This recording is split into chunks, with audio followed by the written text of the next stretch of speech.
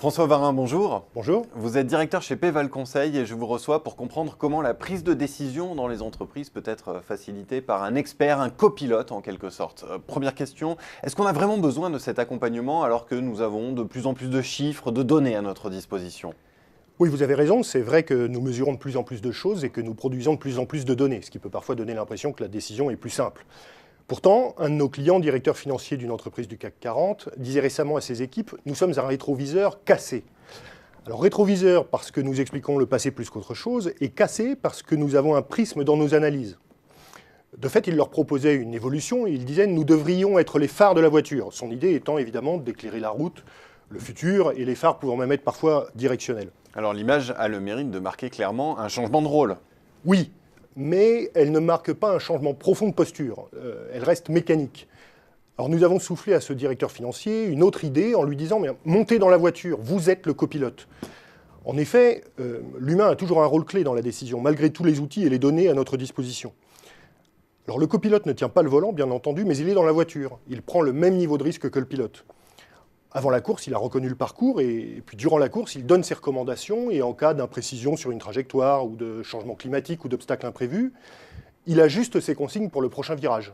Le succès de Sébastien Loeb est aussi celui de Daniel Elena, son copilote, et il ne manque d'ailleurs jamais une occasion de le rappeler. Alors cette posture de copilote, elle est valorisante, mais elle est difficile à atteindre, à conquérir.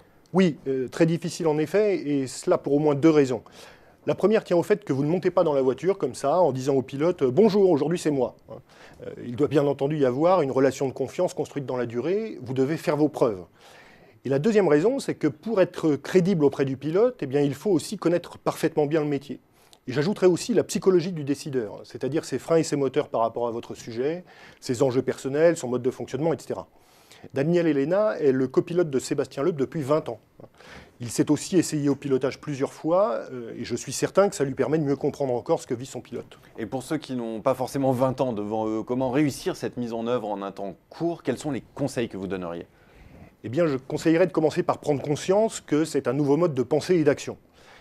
Cela veut dire que les experts doivent abandonner leurs réflexes naturels qui les poussent à valoriser avant tout leur expertise et à peut-être parfois souligner un peu trop la complexité du sujet. Il ne s'agit pas de cacher cette expertise, mais de la mettre au service du décideur. Daniel Elena dit lui-même « J'ai le plus souvent le nez dans mes notes, mais je ressens les glissades, les freinages ». La traduction, ce serait que vous aurez toujours besoin de votre expertise, mais en la mettant en perspective du business et de ce qui est en train de se passer. Et Daniel Elena ajoute « Ce qui m'énerve, c'est surtout lorsque notre boulot commun n'est pas reconnu, parce que notre réussite vient aussi de là ». La traduction, c'est vous êtes un binôme décisionnel que vous allez former avec le manager pour structurer les enjeux, séparer les variables, vous allez intégrer son mode de fonctionnement, communiquer vos recommandations. Donc c'est une responsabilité nouvelle, une posture radicalement différente du rétroviseur ou même du phare. Merci beaucoup François Varin pour cet éclairage sur les vertus du copilote. Merci. Merci.